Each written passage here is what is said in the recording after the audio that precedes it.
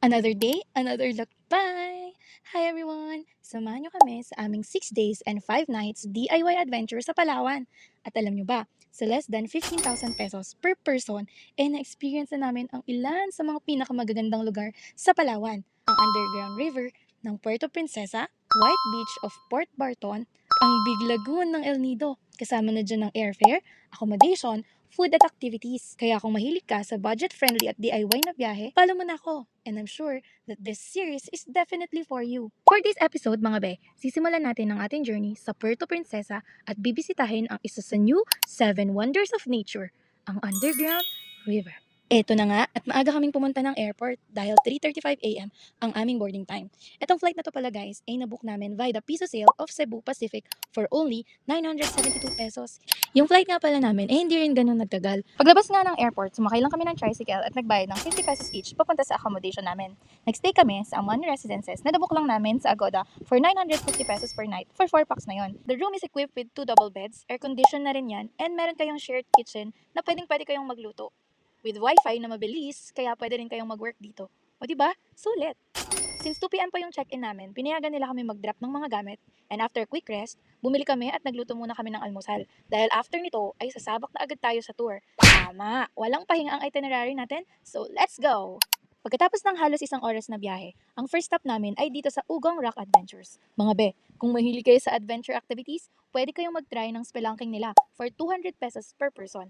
May short briefing at orientation muna bago kayo pumasok sa cave para alam nyo ang mga do's and don'ts. Meron din pala silang zipline experience which costs 250 pesos kapag seated yung position at 350 pesos naman kapag gusto nyo itry yung Superman position nila.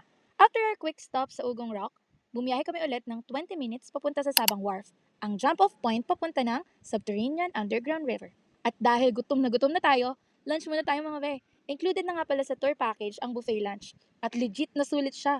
Ang daming pagpipilian. May fresh seafood, iba't ibang ulam, gulay, prutas, at syempre, unlimited ang rice. And by the way, ang tour package namin ay nagkakahalaga ng 1,800 pesos per person plus 150 pesos sa environmental fee. Included na dito ang van transfers, yung buffet lunch, boat fee, guide fee, audio device, at iba pang essentials.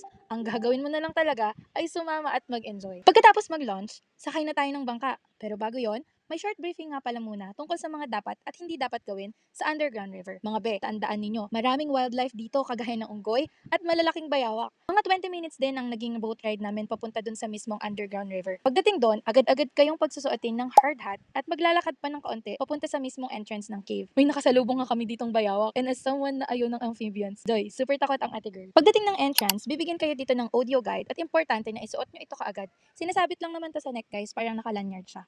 Ang buong cave tour ay tumatagal ng 40 to 45 minutes. At ang number 1 rule, stay quiet. Kaso si Bebo kakapasok pa lang namin sa cave, ang ingay na kaagad.